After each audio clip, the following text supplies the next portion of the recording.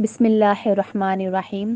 مرد کی پسلی سے عورت کو بنا کے اللہ تعالیٰ نے مرد کو اپنی اس حکمت کا اشارہ دیا کہ میں نے اس عورت کی تخلیق فرشتوں کی لائی مٹی سے نہیں کی، میں نے اسے تمہارے جسم کے حصے سے اس لیے نکالا کہ عورت کا تقدس اور پردہ قائم رہے۔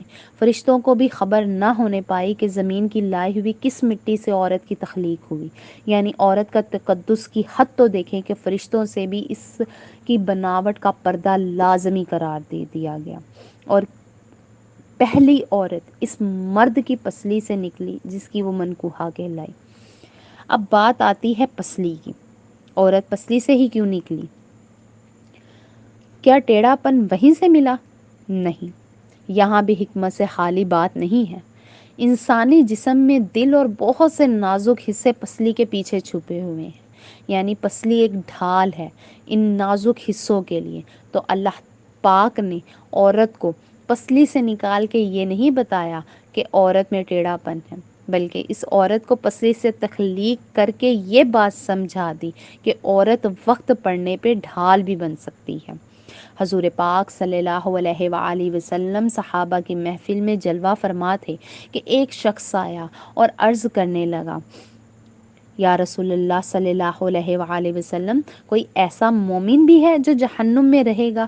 حضور پاک صلی اللہ علیہ وآلہ وسلم فرمانے لگے، ہاں، ایک شخص ایسا ہوگا جو جہنم کی گہرائی میں 1000 سال رہے گا اور مسلسل اونچی آواز میں پکارتا رہے گا، یا حنانو یا منانو۔ ایک دن اس قدر اونچی آواز بلند آواز سے یا حنانو یا منانو کہے گا کہ حضرت جبرائیل علیہ السلام جہنم کے قریب سے گزرتے ہوئے اسے سن لیں گے۔ حضرت جبرائیل علیہ السلام حیران ہوں گے کہ یہ کیسی عجیب بات ہے، کوئی مسلسل یا حنانو یا منانو پکار رہا ہے۔ حضرت جبرائیل علیہ السلام عرش کے سامنے حاضر ہوں گے اور سر سجدے میں رکھ کر خدا کی تسبیح بیان کریں گے۔ اللہ فرمائے گا، اے جبرائیل علیہ السلام سر اٹھاؤ۔ جیسے ہی حضرت جبرائیل علیہ السلام سر اٹھائیں گے تو اللہ فرمائے گا، بتاؤ جبرائیل، کیا عجیب دیکھا آج تم نے؟ حضرت جبرائیل علیہ السلام عرض کریں گے، اے ہمارے رب، میں نے جہنم سے آتی ہوئی ایک آواز سنی ہے جو کہ ایک گہرے گڑھے سے لگ رہی تھی، کوئی پکار رہا تھا، یا حنانو یا منانو۔ اللہ فرمائے گا، اے جبرائیل علیہ السلام، جہنم کے دور کا مالک کے پاس جاؤ اور اسے کہو کہ جو بندہ یا حنانو یا منانو کی صدا لگا رہا ہے اسے جہنم سے نکال کر تمہارے حوالے کر دے، پھر اسے میرے پاس لے آؤ۔ حضرت جبرائیل علیہ السلام جہنم کے دروازے پر تشریف لے جائیں گے، دروازے پر دستک دیں گے، مالک باہر آئیں گے۔ حضرت جبرائیل علیہ السلام انہیں اللہ پاک کا حکم سنائیں گے، حکم سن کر مالک جہنم کے اندر جائیں گے۔ حضرت محمد صلی اللہ علیہ وآلہ وسلم نے فرمایا، جیسے ماں اپنے بچے کو پہچانتی ہے، مالک ایسے ہی جہنم کو پہچانتے ہیں۔ اس کے باوجود آپ یا حنانو یا منانو پکارنے والے کو ڈھونڈ نہیں پائیں گے، باہر تشریف لائیں گے۔ حضرت جبرائیل علیہ السلام عرض کریں گے، اے جبرائیل، جہنم نے گہرا سانس لیا ہے، اس لیے کون سی چیز پتھر ہے، کون سی چیز لوہا ہے اور کون انسان ہے، اس کی پہچان نہیں ہو پا رہی۔ حضرت جبرائیل علیہ السلام پھر اللہ کی بارگاہ میں سجدہ کریں گے۔ اللہ پاک ارشاد فرمائیں گے، اے جبرائیل، سر اٹھاؤ، تم یا حنانو یا منانو کہنے والے کو کیوں نہیں لائے؟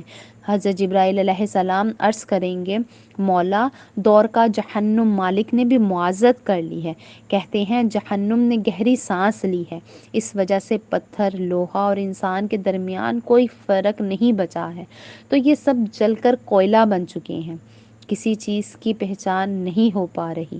اللہ فرمائے گا، جبرائیل، مالک سے کہو میرے بندہ جہنم کے فلاں گڑھے میں فلاں کونے میں اس حالت میں پڑا ہوا ہے۔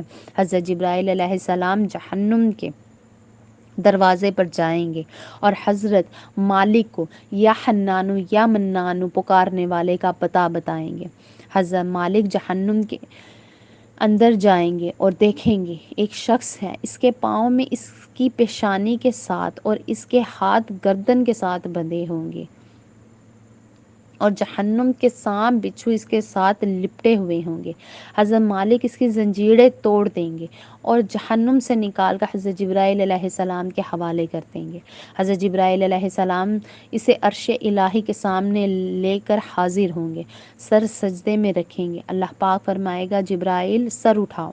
اللہ پاک اس بندے سے فرمائے گا اے بندے، کیا میں نے تیری بہترین تخلیق نہیں کی تھی؟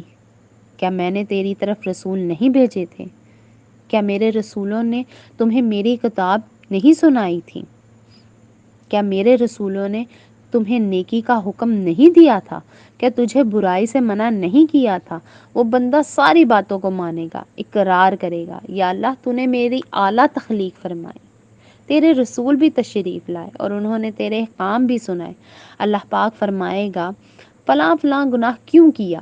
وہ عرض کرے گا یا اللہ میں نے اپنی جان پر ظلم کیا، جس کی سزا میں مجھے جہنم میں ڈال دیا گیا۔ اے اللہ، اس کے باوجود میری امید نہیں ٹوٹی، مجھے تیری رحمت سے امید تھی، میں یا حنانو یا منانو پکارتا رہا۔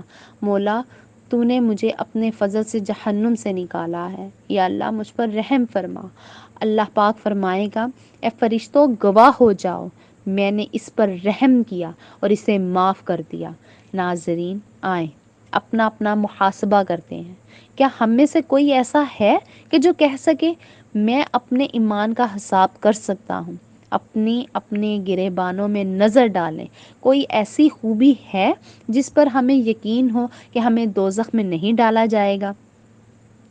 ہزاروں سالوں کی عبادتیں بھی رد ہوتی دیکھی گئی ہیں، تو بس اللہ سے دعا کرتے ہیں کہ اے اللہ پاک، ہم جانتے ہیں کہ ہمارے ایمان کا سخت حساب لیا گیا تو یقیناً ہم نہیں بچ پائیں گے، ہم بے حد گناہ گار ہیں، لیکن اے اللہ پاک ہم تیری رحمت کا سوال کرتے ہیں، ہم سے حساب اپنی عدل و انصاف پر نہ لینا، بلکہ ہم پر اپنی رحمت اور عطا کا سایہ رکھنا۔